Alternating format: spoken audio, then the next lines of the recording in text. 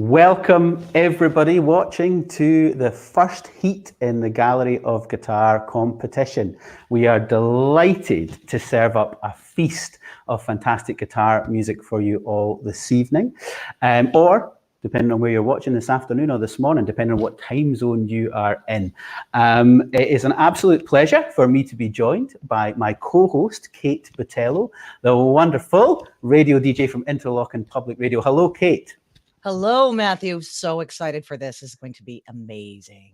It is very, very exciting. And one of the things that's really interesting about this whole project is the interconnectedness of everything.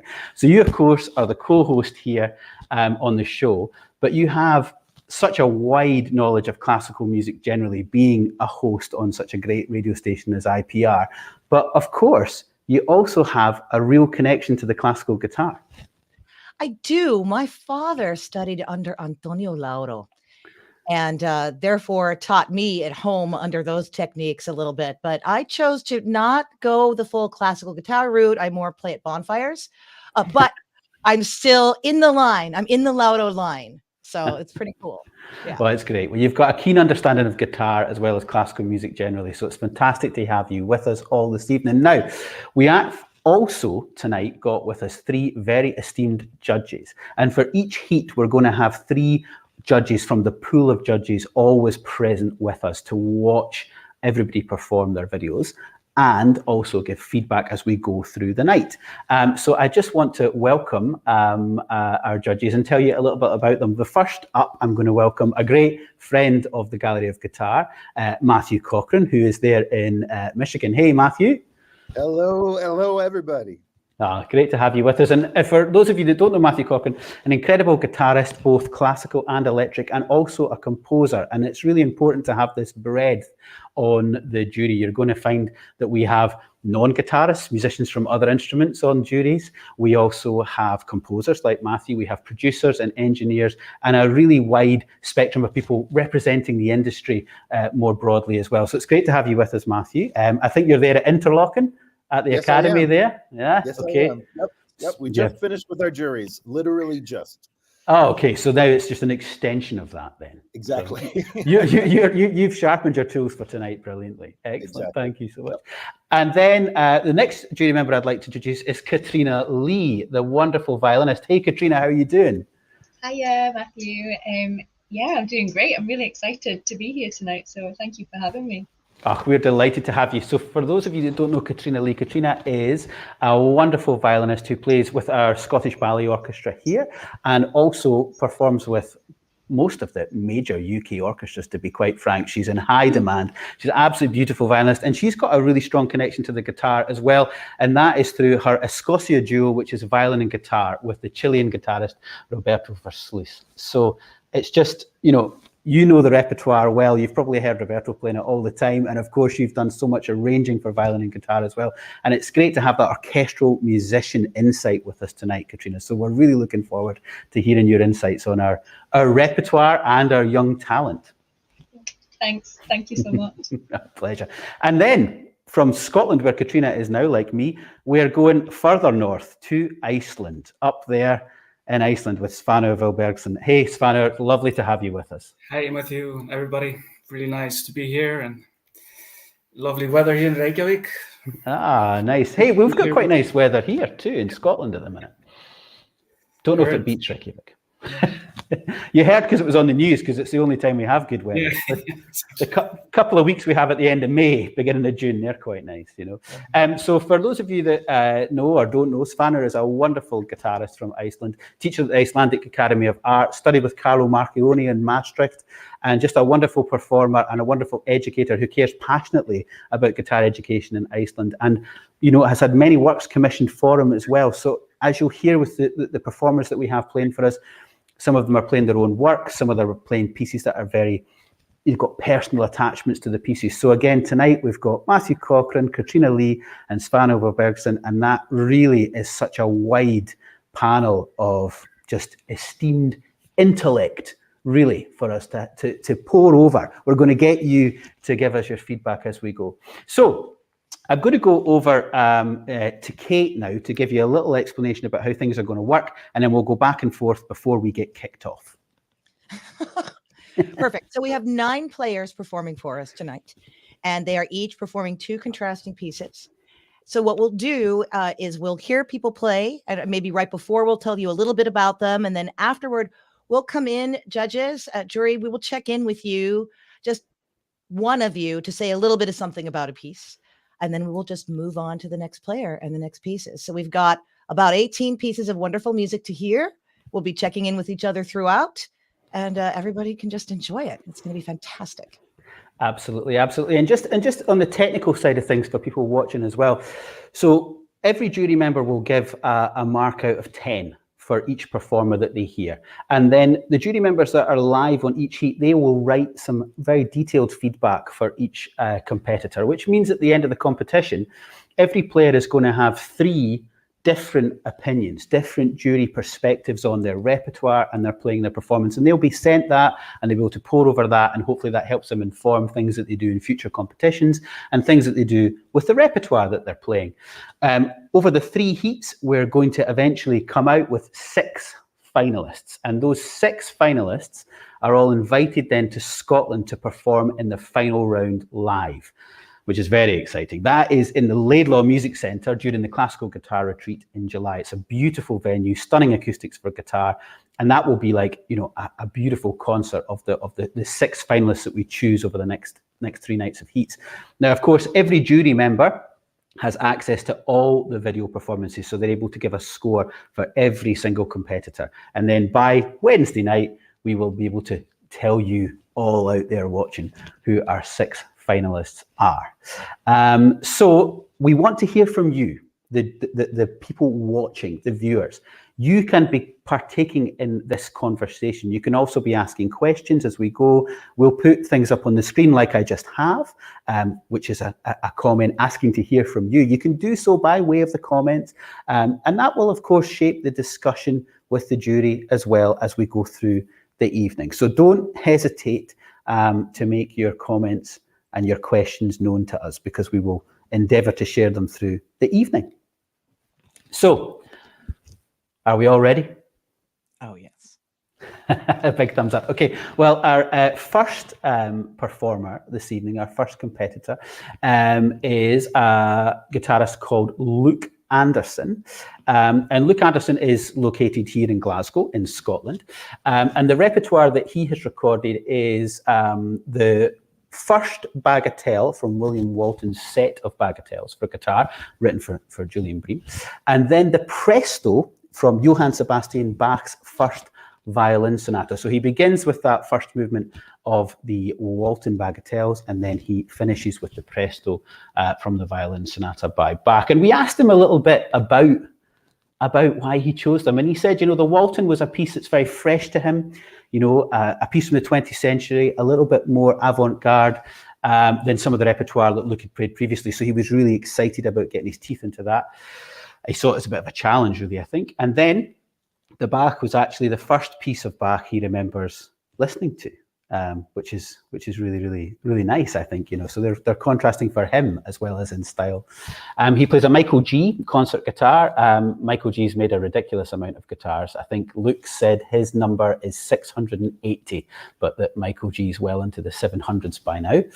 And he has a fun fact about himself. When he's not playing guitar, he enjoys drawing and painting landscapes. So an all-round artist there from Luke. So we're about to hear Luke performing the first bagatelle by William Walton, and then the presto from Bach's first violin sonata.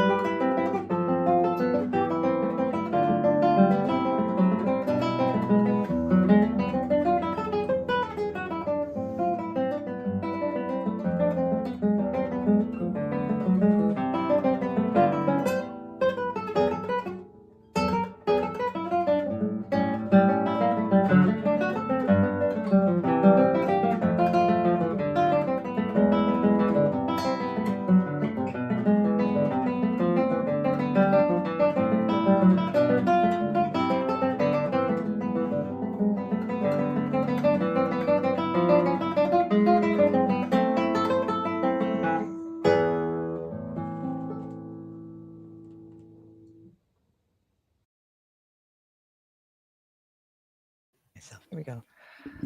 Luke Anderson. All right. Well done. Well done. And that piece, Bach for the guitar. Katrina, I'm interested.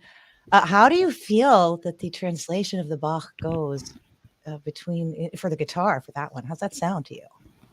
It's amazing because actually, I have to be honest and say I haven't heard a lot of Bach for guitar, like on guitar actually. So it's really refreshing because I have all these different perceptions of how it's played on the violin, and often I found with that performance it was just so much of the time having to play the harmony at the same time informs you on the phrasing and the way that you're going to play different lines, for instance, and bring out the different voicing, which obviously when you're playing the presto, for this part, for the violin part, it doesn't have sort of these perhaps harmonies written in. So it's the suggested harmony that you're kind of playing when you're just playing a single line. So I found that really interesting actually with this Bach. And I think there's something really, lovely about not taking presto as presto, because sometimes people just seem to play it as a exercise for showing off how quickly they can play on the instrument without it actually maybe having musical substance, if that's fair to say. But I thought with Luke's performance it was clear that he was being so sensitive towards the harmony and using that to inform his performance.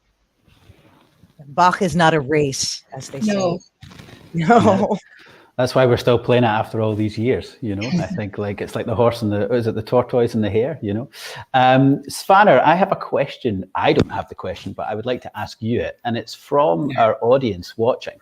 And Jorge Gabriel says, hello, everyone, guys and gals. Do you think 29 or 30 years of age is a good age for guitar competitions, or is it a little bit too much? Interesting question.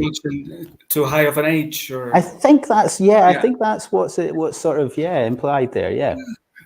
I mean, I think I would like to have it even higher. Like, yeah.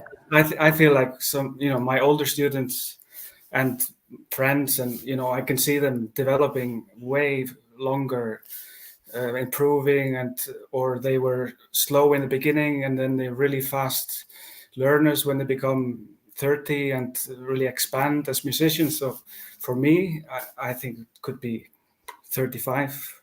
Yeah. No, I'm tempted to agree with you for sure. I mean, I don't think there was any. I decided not to put an age limit on entry for this competition, and I think it speaks to a little bit of what you've just been describing there. Musically, we're always improving all the time, and our fingers sometimes have to catch up with what our brain is telling it what to do at times. I think Bream, there was an interesting interview with Bream as he got older and he'd retired from playing, but he was talking about being a better musician even though he wasn't playing concerts anymore, because he was still thinking about music, and improving that. Okay, so I think we're about ready to have our second performer. So over to you, Kate, to introduce this. I'm pleased to introduce you all to Daniel Bronziet. Now, Daniel is playing us 4 pieces. Currently, by the way, he's from London, currently living in Brentwood, Essex. We're going to hear Blossom. This is an original composition, so Matthew Cochran, ears open for that. The Mermaid and the Fisher by Maria Linneman. This is kind of cool because he first heard it while he was staying in a shepherd's hut and sitting in a hot tub on a cold gray night, and that was just a magical experience. After that, we'll hear a couple of pieces by the Cuban composer Leo Brouwer. So the first is the Danza del Altiplano and Un Día de Noviembre. And I kind of love because he heard this for the first time on the television show, the OA, which means he has great taste in TV, in my humble opinion. He will be playing. Now, this is also kind of great. He heard about the competition at the very last minute. So he rushed home. He did not have his main guitar. So he had to play on guitar number 2. So this is one that he just acquired. It's a 1999 Sakurai Kono Professional J Spruce Rosewood. And I actually have a question when I tell you this next fact. He's talking about how he's playing it on old strings and with a spruce top, and that both of those things present technical challenges. So I'm kind of curious about what that means. But before you answer that question, I also must tell you that he's a competitive table tennis player. And as a youth was in the top 40 youth players in all of England, and now is in the 250 highest ranking in English men's, a multi-talented person. My name is Daniel Bronziet. I'm going to start this mini recital with an original composition of mine called Blossom. I'm then going to play a lovely little piece by Maria Linnemann, followed by two great pieces by Leo Brouwer. Thank you.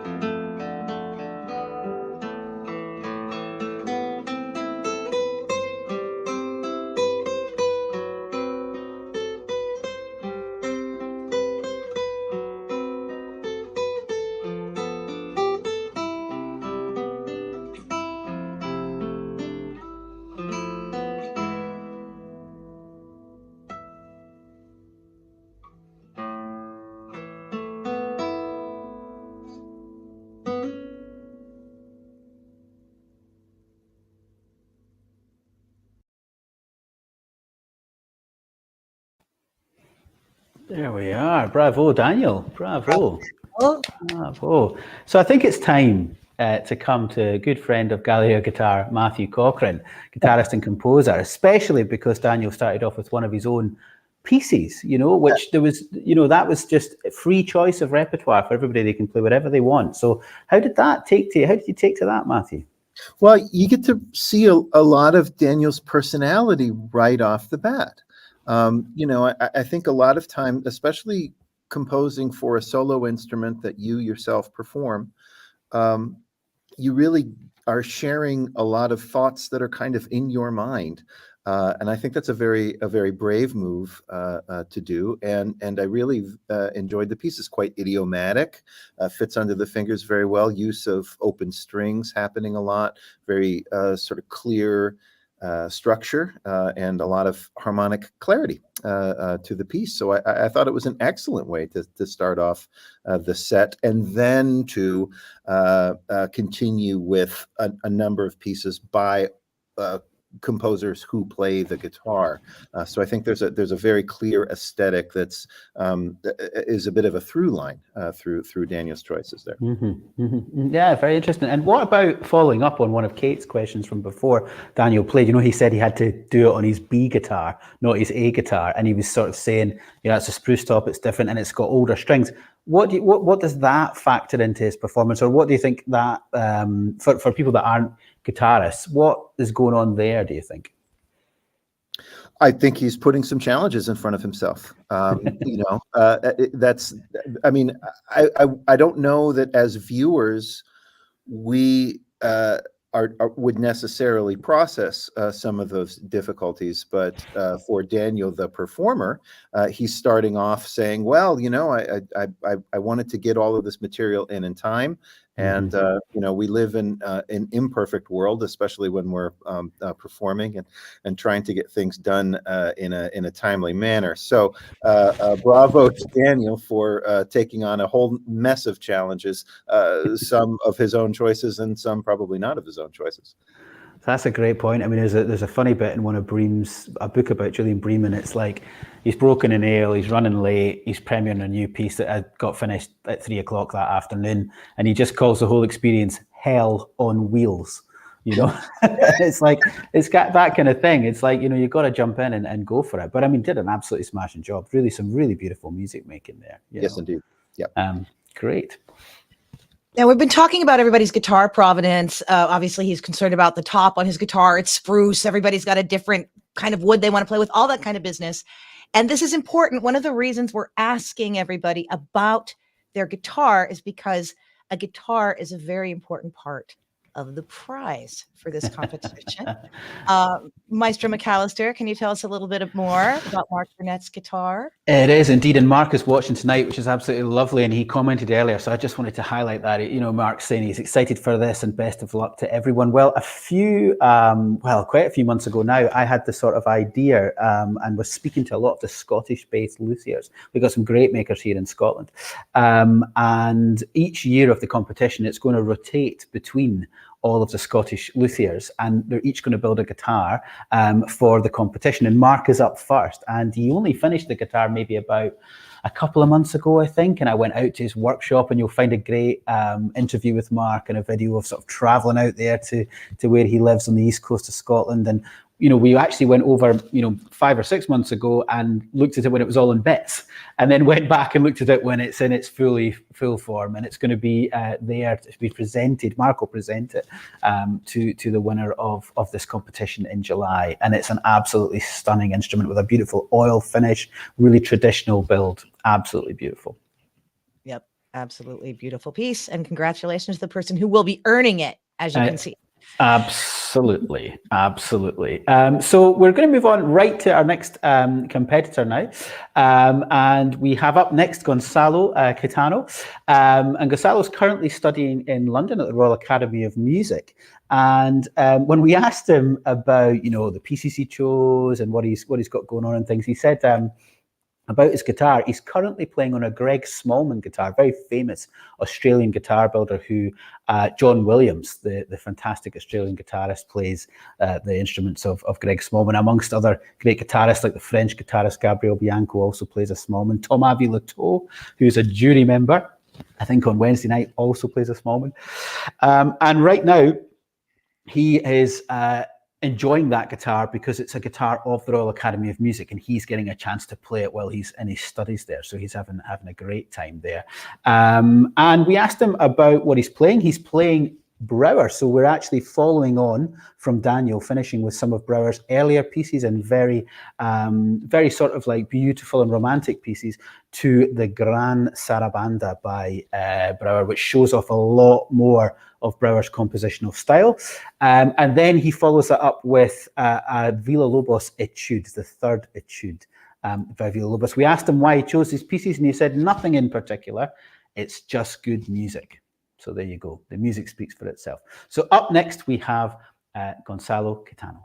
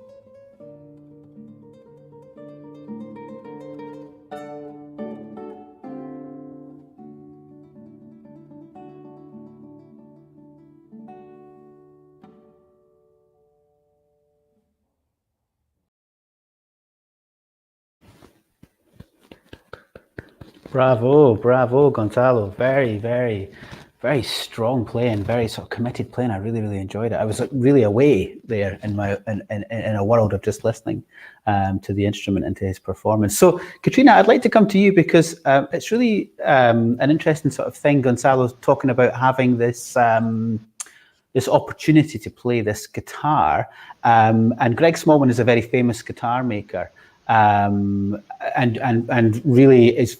Guitars are very, very expensive. And I know in violin, it's very common to get an opportunity maybe to play an instrument that's worth so much money at a particular point in your career, maybe if associated with a school like the Royal Academy. So maybe you could talk a bit about that.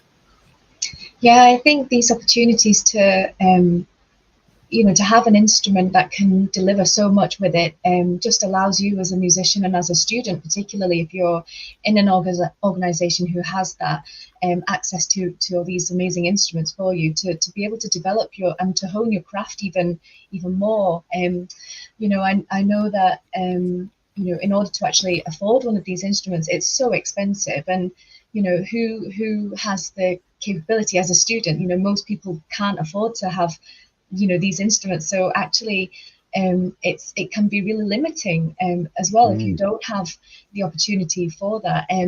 I know that there are sort of foundations that you can borrow an instrument for as well for a while, sort of like the Harrison Frank Foundation. I think they lend instruments out for people who have maybe had a couple of accolades that they would like to support further in their career, so they have these gorgeous instruments. I think the thing for violin is interesting because not only is the violin important, but the bow is also important too, and it's finding a good partnership actually for two things to come together. So for some people they think, absolutely you need to have an incredible bow to go with an incredible violin.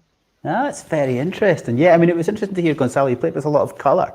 And I wondered if like that exploration of color and dynamic, these are quite loud guitars, and like you say, if you don't, your playing can be quite limited at a point in your career if you don't get that opportunity to access something that you can drive a bit harder or you can make a lot more color with.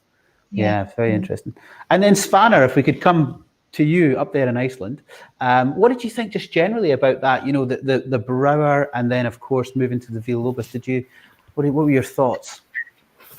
No, I enjoyed it really a lot. Like I thought the really intimate beginning was really caught me immediately, but very clear playing though, and very expressive, and obviously technically very advanced playing. Like rhythmically so clear, and just a lot of detail, and I really, really enjoyed that in the Brouwer. And I think he made the study that usually sounds like a study by Villalobos more of a piece, very explosive and exciting, and I enjoyed that a lot. Yeah, absolutely. Great. And Kate, do you have a question for us? Yeah, I wanted to know, he's talking specifically about it being a lattice guitar. And I think there are some folks who are watching this right now who have no idea what that means. And he says he's playing on a particularly marvelous lattice guitar. So why? What is that? Okay, Mr. Cochran, you're up. You can answer this question. Oh, I'm the wrong person to talk to about guitar design, but I'll do my best. So a bracing system is effectively what makes the top of the guitar resonate.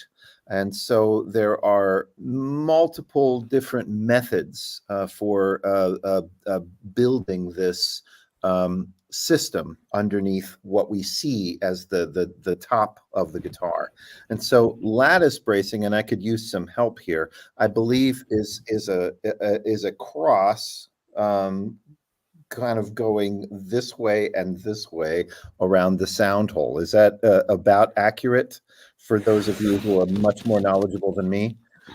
Well, I mean, I don't know if I'm much more knowledgeable than you, but I think, I just play the things, but more traditional guitars have fan braces that come out like this, like on the lower bout of the guitar, they fan out, usually 7 fan braces. The lattice is that kind of structure that comes together overlapping, and it can make the tops really thin, and you can have it sandwiched like between 2 tops. usually with a Nomex structure or a Nomex to make it. And it can be really bendy and very flexible, like a drum skin almost. It has a lot of power in the sound.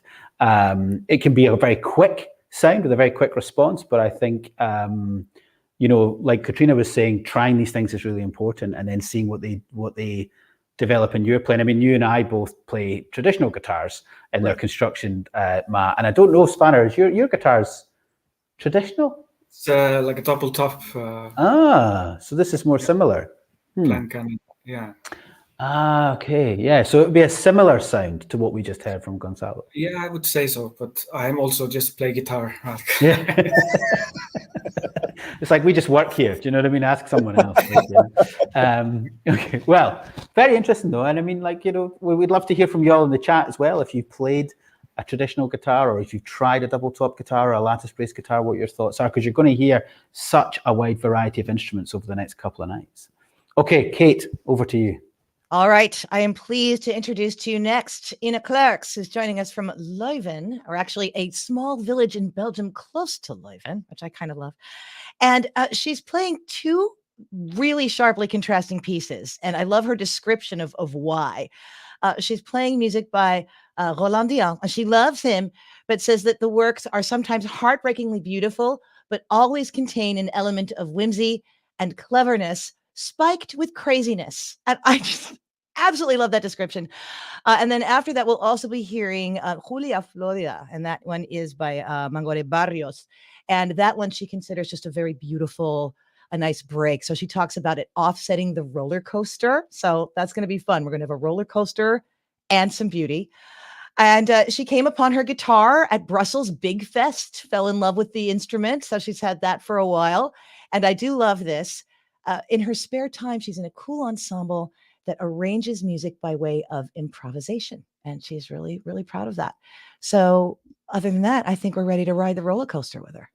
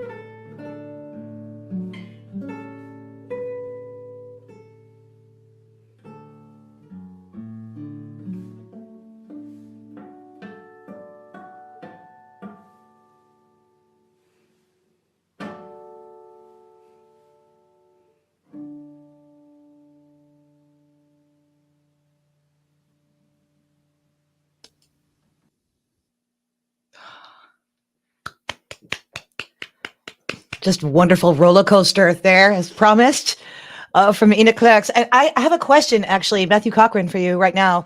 Yeah. When she was talking about the whimsy and the craziness in that first piece, a lot of extended technique there, and maybe some things that people haven't seen before. I mean, I've never seen somebody tune a string in the middle of a piece. Yeah. That's new. So can you talk about some of the extended Yeah. techniques that you had to use there? Well, you know what's wonderful about Diens is that he had such a sense of humor and such a sense of fun that he brought into really everything he ever wrote. It's a bit of a bait and switch, this piece, to me. You know, you start with this very traditional tremolo structure. It sounds exactly like what you would expect from a grand tremolo type of piece. But then right around the time that we've heard the A section come back, then all of a sudden he begins to almost deconstruct the thing with these left hand unprepared hammer-ons. You get this like very percussive effect while the right hand is continuing with that grouping of three in the tremolo. And then eventually it all just kind of comes to this really unusual end with right hand percussion that we get in the end. It's really a wild and very Dion's-esque kind of ending to this piece. It's almost like he had to put his copyright onto a tremolo piece, and boy, did he manage to do so. Fascinating and challenging. It just looks like it's very hard to wrap your head around, too. Yeah, very difficult.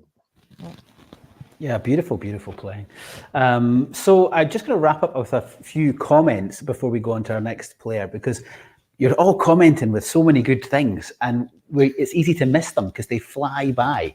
And it's great to hear from the wider guitar community, and great to see so many of you enjoying such great talent that we have on show for you tonight. And your comments will mean a lot to the young performers as they're playing, and we're bringing these people to you so that you can hear players of the future, personalities and musicians to look out for as they grow in their careers. So thank you all so much for making these comments, and some of them are very insightful and very and very thankful and very appreciative. So thank you for them. Now, we need to be put in our places. Phil has just cleared it up for us. Lattice bracing looks a bit like a grid, with balsa, carbon fiber, and then spruce often used. So thank you for the technical specifications there, Phil. And actually, Jose coming in with the Smallman guitar is not actually a double top guitar. So Jose, you're going to have to, continue, extrapolate, give us more information there. You've got us, we just want to know now.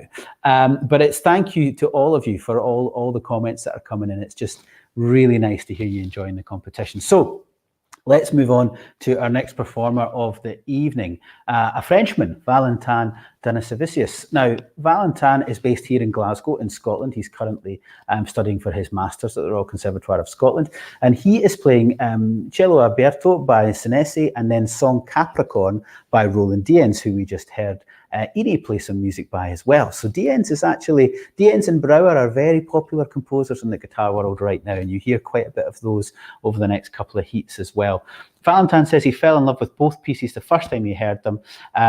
Cello Aberto for its rhythmical drive and its percussive section, so going to build on some of those techniques that Kate was asking Matthew about earlier. And then Song Capricorn for its really rich harmonic and harmonies. It's really a very beautiful piece, with actually another string tuning that's a bit wacky. The A string on the guitar, going from the E to the A in the bass, is actually up to a B, and it creates this pedal all the way through the piece, which is very cool. Guitar provenance, he's playing a guitar by Hugo Cuvilles, I think, from 2020. He's a French luthier. And a fun fact, he used to play a lot in metal bands and even almost got to professional level. But then he had a change of heart and decided to study opera singing as a tenor for 3 years, and that was before coming back to the classical guitar. So finally, he's got it right in the end, and he's joined the right club, from metal to opera singing to classical guitar. Everyone finds out where their true love is eventually, So here we go with Valentin.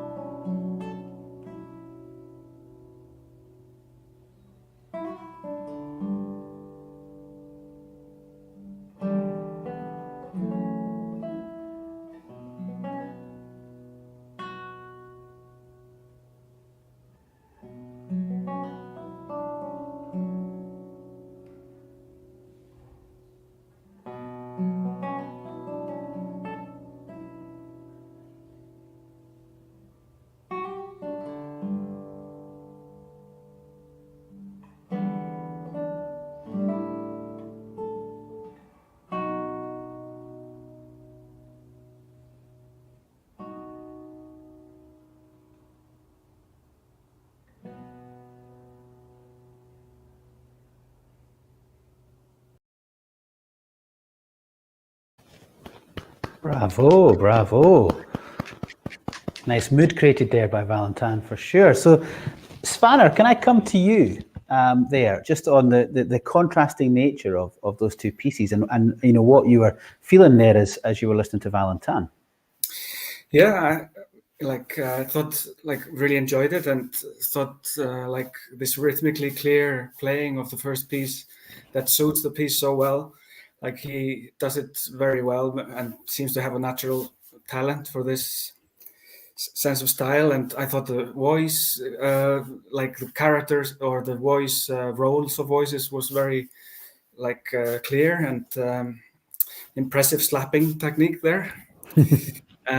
And of course, the other piece, the Dien's, he was able to show more of his colors, and it's obviously a completely different piece. And I think he did that very well. And all these kind of using tempo changes and dynamics to create these expressive phrases, I thought he was very well done.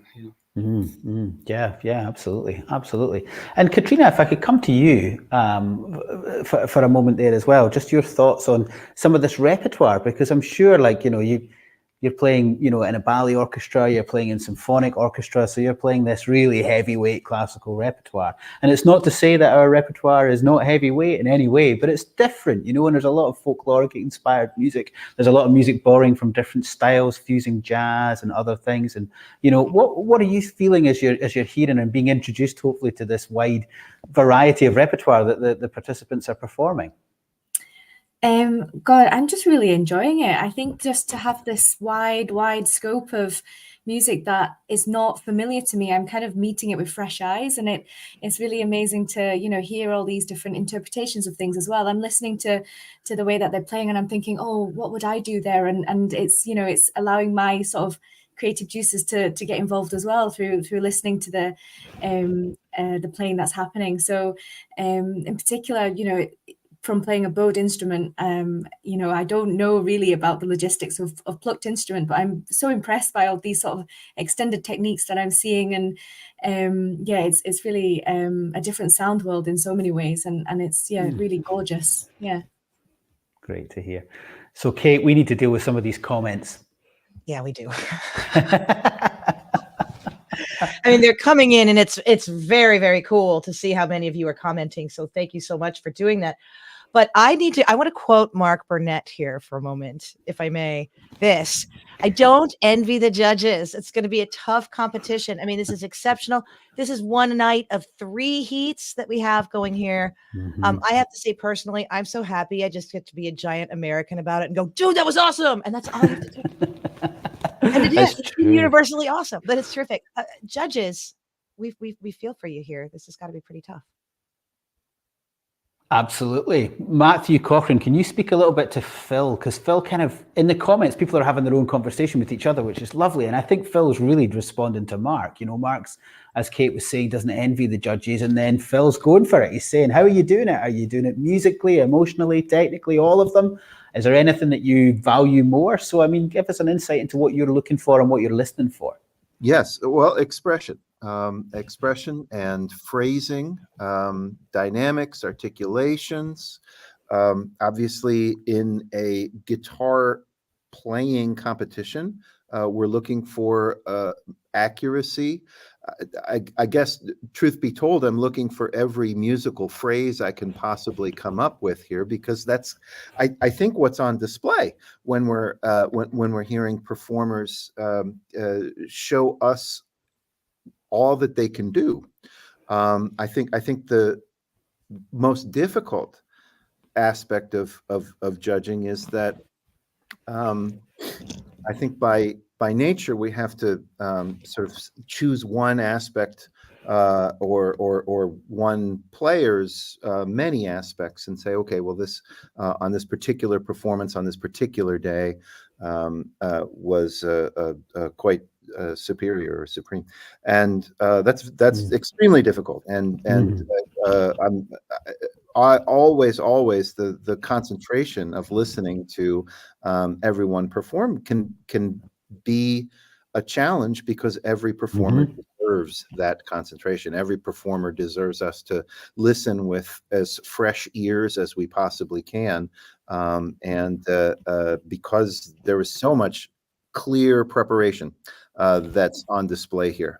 I think that's one thing that you're seeing in the comments is a recognition of all of the work that goes into preparing for these sorts of events. And it's really, really impressive. And frankly, I think it's possible, but only just. Yeah, well said, well said, well said. So before Kate introduces our next performer, we've got 4 more players to go in tonight's heat. And before Kate does that, I want to talk a little bit, just briefly, about the other prizes and the other sponsors of this Gallery of Guitar competition. So as we know, Mark Burnett is building a very special instrument for the winner of the competition. But my string sponsor and one of the best, I think, string makers in the world, Augustine Strings, are also providing prizes for all of the finalists as well. And then a Scottish-based, actually Glasgow-based enterprise for classical guitar and flamenco guitar accessories called Alba Beads.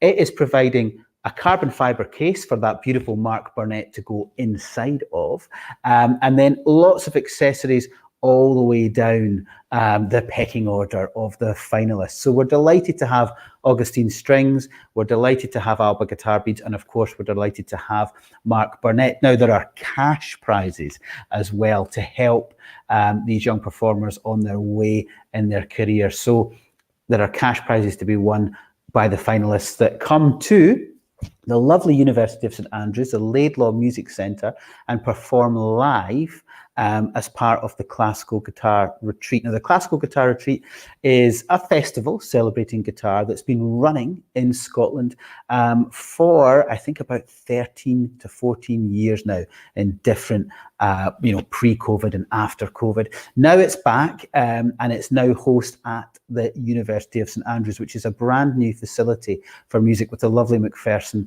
Recital Hall. And that's where the performers will all be playing in the final during the Classical Guitar Retreat. Classical Guitar Retreat in general is a really big celebration of the guitar.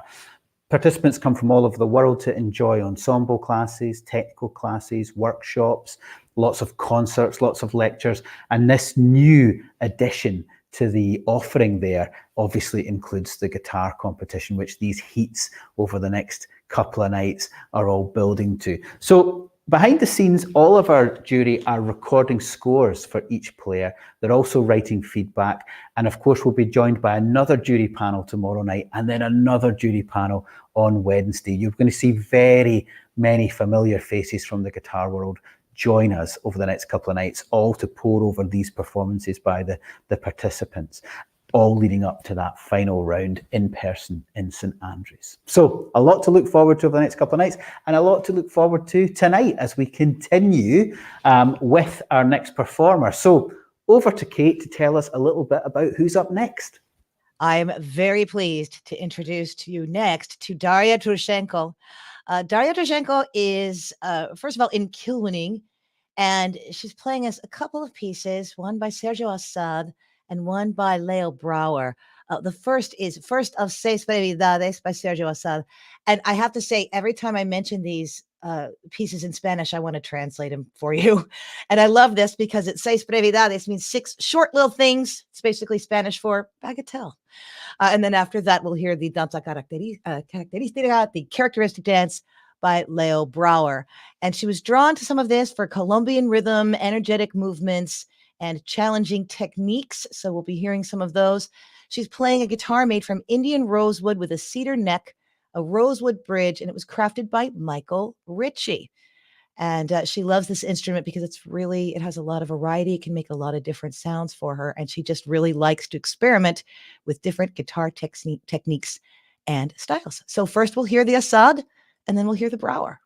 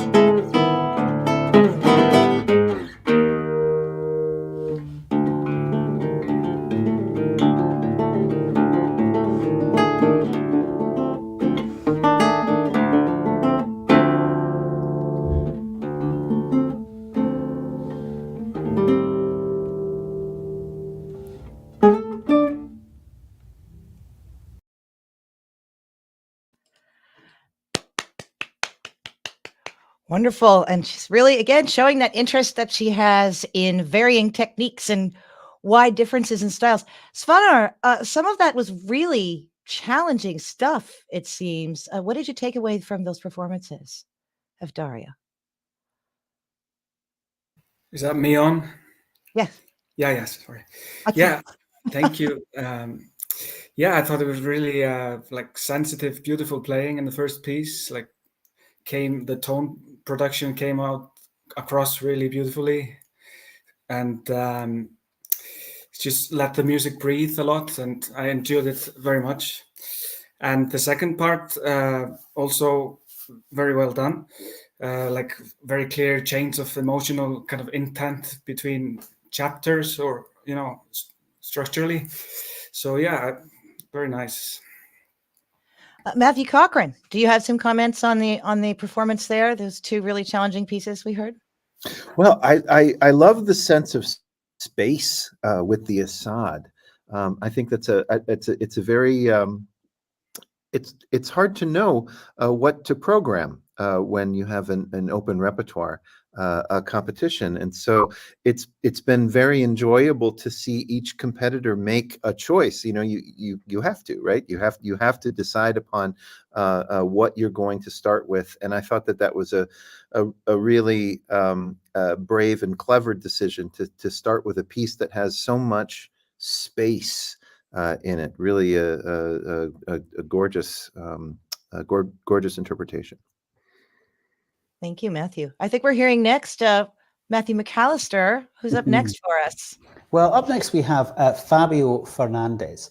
And Fabio is going to play for us the theme variation and finale by Manuel Maria Ponce, the Mexican composer, who wrote a lot for Andres Segovia. And then we're going to hear him play a little excerpt from the Nocturnal after John Dowland that was written by Benjamin Britten. And it's kind of quite quirky what he's done, because he's going to play what is kind of the ninth, I guess, movement, you could say, of the Nocturnal. It's actually the conclusion of this piece by Britten, where for the first time we actually hear Come Heavy Sleep by John Dowland quoted. And then some kind of wacky things happen to it harmonically. So he's going to play the whole of the theme variation and finale by Ponce, and then this little bit of Dowland stroke Britten afterwards from the Nocturnal. Very contrasting, really, really kept to the brief there, Fabio, for sure, on the old contrasting. That was the only thing that we asked for, and he's given it to us, I think, in spades. He says Ponce is one of his favourite composers for the guitar, and he really loves how creative and varied the theme variations and finale is. For the Britten, it's one of the major masterpieces written for the instrument, and he thought the theme of this work, which is basically a Renaissance song, would be a great contrast with the almost jazz-influenced work by Ponce. So thinking about the harmonic contrasts at play as well. He's playing a Michael G guitar, which if you think back to the very beginning of tonight's heat, so did Luke. He played a Michael G too. And it was apparently it was his old teacher's guitar. So when his teacher decided to let it go, he was first to seize the opportunity. And a fun fact about Fabio, he used to play the lute, or I think he still does play the lute and a bit of theorbo. And he appears playing the lute on an episode of Queen Charlotte, which was the prequel to Bridgerton. So if you're a big fan of the old BBC dramas, then you probably have seen Fabio, playing his lute on TV, which is very, very, very fun. So up next we have Fabio Fernandez.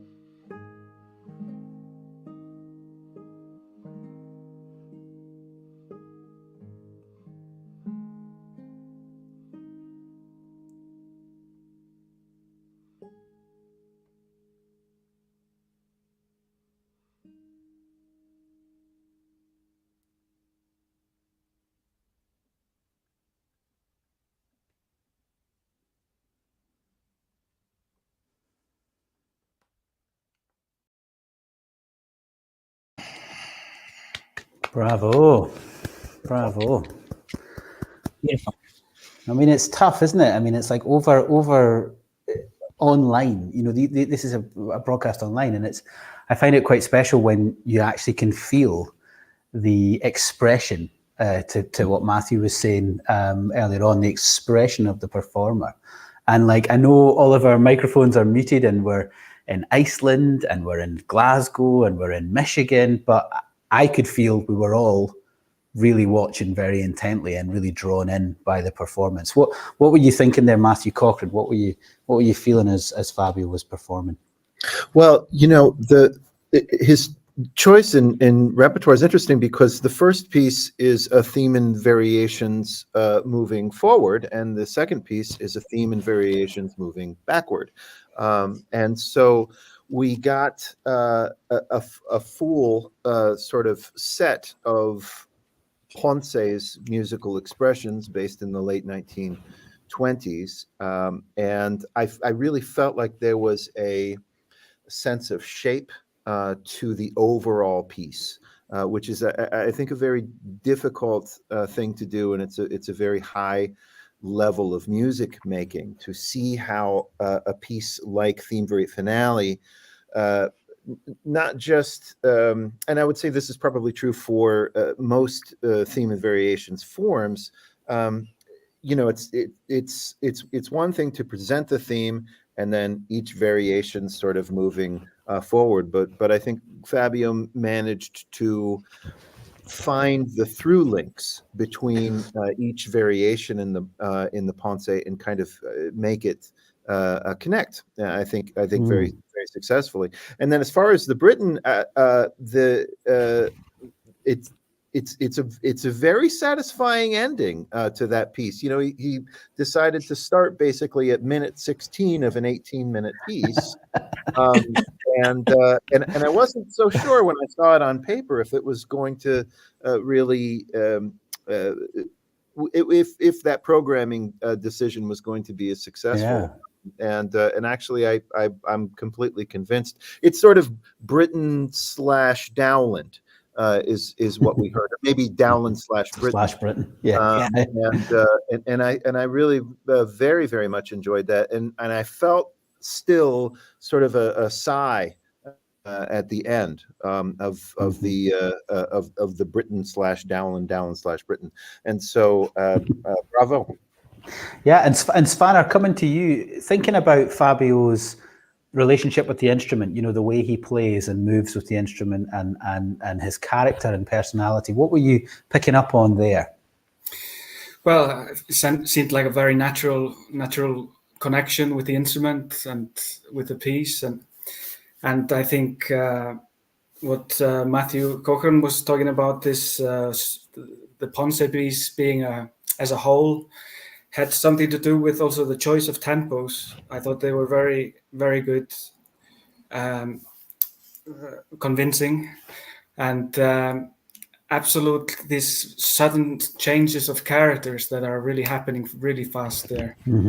I thought that was quite impressive, and yeah, I could feel that it was a very natural way of playing, and you know, the feeling of this, it's a very somber, serene feeling he caught in the Britain piece that really like drew you in, and maybe should have been the last piece tonight, but you know, it was beautiful, really beautiful.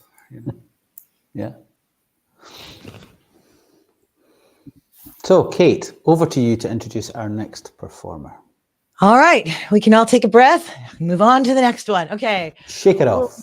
Shake it off. Okay. We will next be meeting Matilde Freiria from London. She's going to be playing us some Scarlatti and Marshalli. So the first piece will be the Sonata in A major by Domenico Scarlatti. Then after that, we will hear Bilacus, the second and third movements by Eric Marshalli. She loves the Sonata in A major. It got expressive melodies and beautiful counterpoint. And she just likes the programming aspect in the second piece. I kind of love that she says, I love the imagery and the story it tells, but she doesn't tell us what it is. So we're going to have to figure it out on our own while we listen to the piece. She is playing a Casimiro Lozano double top German spruce guitar, and she just absolutely loves the tone and projection of it.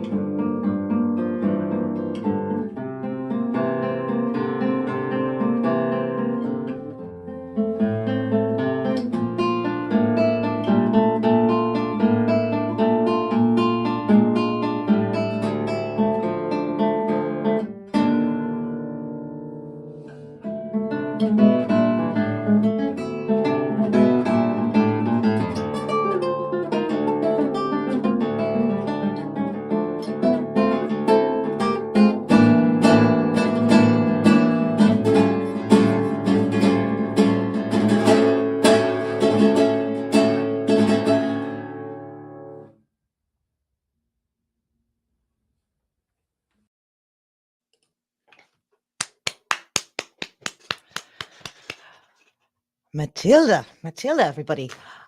Okay, so this was Katrina. I want to talk to you for a moment because we are back right in that straight classical mode for a minute with her first piece, with that Scarlatti, which we would normally hear for a keyboard, for a piano, for a harpsichord. So again, in your ears as a classical musician, as a violinist, how did that translate? How did that speak to you? Do you know, it's funny. I played Scarlatti when I was learning piano when I was younger. So when I was listening to it, I was just trying to think of like the gorgeousness about like the cleanliness. I think that this sort of music kind of wants it to give it the vitality and to give it the sort of ease of listening as well, and to understand, I think. But I thoroughly enjoyed the performance of it. I thought that you know, sometimes Scarlatti, the nuances make so much of the performance itself, and sometimes, you know, if it feels like overly exaggerated, it can almost feel like a bit of a caricature of itself. But I didn't find that at all with Matilda's playing. I thought it was really authentic, and it was clear how she wanted to maybe shape it. So yeah, in terms of my thinking classically and taking it all in, I thought it was a tidy performance. I would agree. One of the people in chat mentioned it is very lyrical. I thought that was a nice description. Yeah, of that gorgeous performance as well. I mean, I think, sorry to jump in there, Kate, but did she say something about, you know, she liked her guitar, this German spruce guitar. She was trying a bunch of guitars out, and she loves the tone. And I mean, I was just struck by there was a connection between her sound and the way she generated it and what was happening musically all the time. It was very physical and very connected performance with like, it was expressive, like right from the get-go for me. I was like, this is just, you know, like she's really talking through her instrument. It's very special. Yeah. Now, I have a confession to make, and I'm hoping that my other guitaristic colleagues on the panel will share me in this, but I had never, ever heard this music of Eric Marshali. I hope I'm pronouncing that roughly right. The Billacus or Billacus movements 2 and 3. Matthew and Svanur, maybe come to Svanur first. Had you ever heard of that piece? What struck you about it? No, never heard it before actually, and it's what struck me is this. It's got this kind of milonga feel to it, very colorful, relaxed. Well, she made it sound very relaxed and colorful and beautiful music actually. But I'm happy to find it, like come across it. Yeah, and what about you, Matthew? And I thought, oh, sorry, Svan. Yeah, sorry. No, it's okay. This was a new piece to me too, and which is always a thrill. I think one of the goals of writing for any instrument is to make that instrument sound good. It's nice to have musical ideas, but those musical ideas can only be successful if the instrument can actually make those ideas come out. This is an example of exactly that kind of idiomatic writing. You know, it's funny, during the third movement, I was kind of thinking, gosh, this is a little bit more successful sometimes than Piazzolla could ever be, because familiarity of writing for the guitar. So excellent interpretation, and a joy to come across a composer that is completely new to me, and I'm a little bit relieved to hear to everybody else too. Yeah, I mean, I was sort of thinking of how ignorant could I possibly be of our wonderful repertoire, and then at one point in the third movement, I was thinking Piazzolla might want his chord progression back, but then again, I think it's been proved in court, hasn't it, that you can't copyright a chord progression. Marvin Gaye and Ed Sheeran have had that out, I think, and it's been decided that can't happen. But you know, it's just the way Matilda was able to just sort of convey the expression was just so clear, which was great to hear. So, ladies and gentlemen, we have come to our final performer of this first heat. Jorge Fuentes, a Mexican guitarist, and he is playing Quasi Serenata by Ponce, which is actually a movement from his Sonata Mexicana, and then the Old Oak by Konstantin Vassiliev, which is a very famous piece in the guitar repertoire, very romantic and luxurious piece. And he gave us absolutely zero detail when we reached out to him. You know, we asked him why he was playing these pieces, and he said because they're substantial. And then he said he doesn't know how to swim. That was his fun fact. So, you know, he would have been useless on the Titanic like everyone else. But he's a good guitar player, so that's okay. So we are over to Jorge from some lovely music by Ponce, followed by some music, The Old Oak by Konstantin Vassiliev.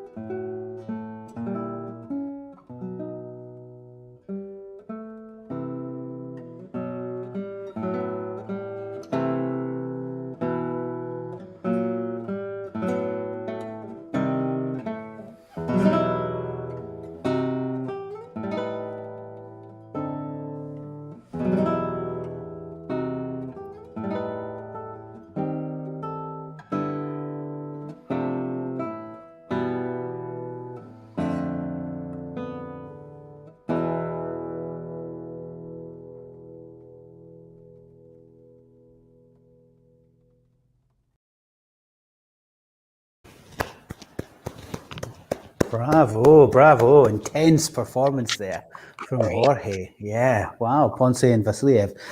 Very contrasting, actually. Like, with that sort of movement just out of that sonata mexicana, it's probably the movement in that sonata that can be played as a little solo piece. And I think it might have been intended as that initially by Ponce, and then it's become part of this larger work. And then, of course, coming to this kind of rhapsodic, fantasy-like kind of piece, the Old Oak afterwards. So maybe, Matthew Cochran, it'd be interesting to hear, your thoughts, your impressions there of how Jorge took on those two very contrasting works.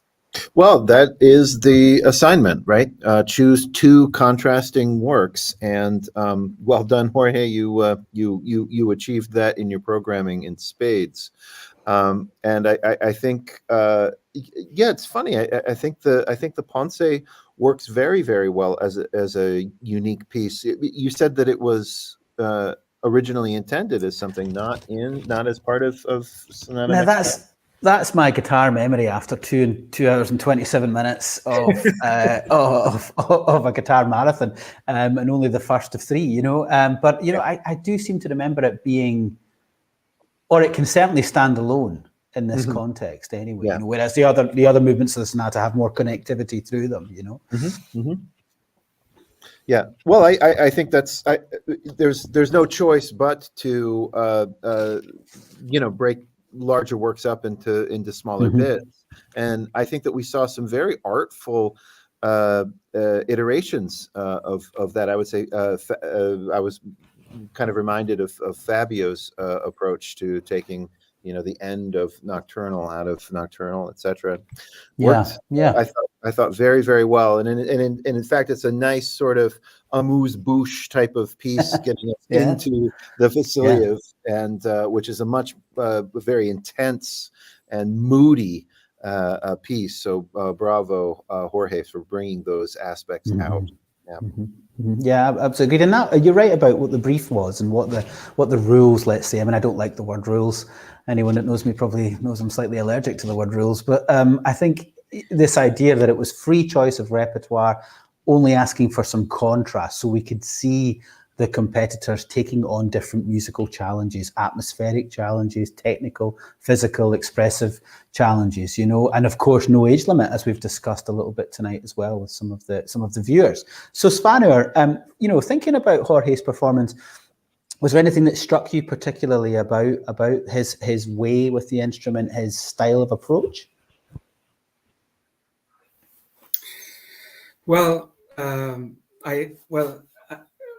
maybe struck me his way of interpreting, the very expressive use of rubato, tempo, using tempo as an expressive means, which I enjoyed very much in this. And I've said that before in some other players. It's something I heard tonight, and just obviously a technically very has a lot of command over his instrument. Just very. He can also be very sensitive. You can hear that, and explosive. So you could hear a lot of contrast, and very beautiful. And Katrina, if I can come to you last from our jury panel tonight, have you enjoyed this tipping your toe into the classical guitar world, really, big time tonight? It's been amazing, honestly.